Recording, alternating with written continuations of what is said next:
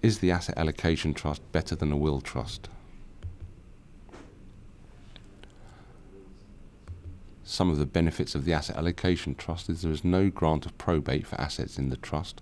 Obtaining a grant of probate and distributing assets after death usually takes 3 to 12 months or longer. Assets transferred in lifetime have already been distributed and do not need to be dealt with again as they are outside of the estate. It provides protection for both. Will trusts only protect the first to die, whereas the asset allocation trust protects the assets of both the first and the second to die. It can reduce the cost of probate. Assets given away or already placed in trust are not included in the probate process, which can reduce the costs to nothing or a few hundred instead of several £1,000s. It also saves on the new probate fees which are coming in, so any assets that are in the trust, if the other assets don't need probate, you would avoid having to pay the new probate fee altogether. Potential downsides: complexities at probate. If the client's executors would normally have done the probate and estate administration themselves, the process can become more complicated in that the inheritance tax return needed is now an IHT 400 instead of the more simple IHT 205.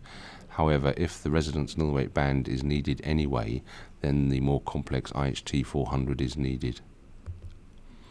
It can make access to finance more complex. If the client wishes to release equity or remortgage, they may have to take the house out of the trust to enable this. Once they've done that, they can look at placing a charge on the property so that any excess value in the property is held to the trust. So the asset allocation trust is an estate planning tool that can be an extremely effective step, allowing your clients to relax with the knowledge they've done everything they can to protect their hard-earned assets for their chosen beneficiaries.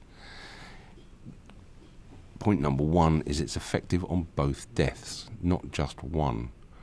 Many people go through examples of sideways disinheritance with customers to explain why they should be using will trusts. But that's only protecting the assets of the first person to die. The example is always how the survivor accidentally disinherits the children.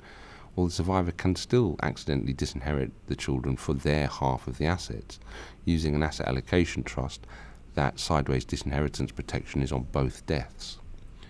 It gives flexibility for beneficiaries. The use of the asset allocation trust allows beneficiaries to choose how and when they inherit, protecting their inheritance if it's needed. For instance, if they're about to go through a divorce or a bankruptcy. There are no tax downsides. The asset allocation trust still provides full access to the residence nil weight band and removes the need of a 10-yearly IHT payment and exit charges. Care cost planning.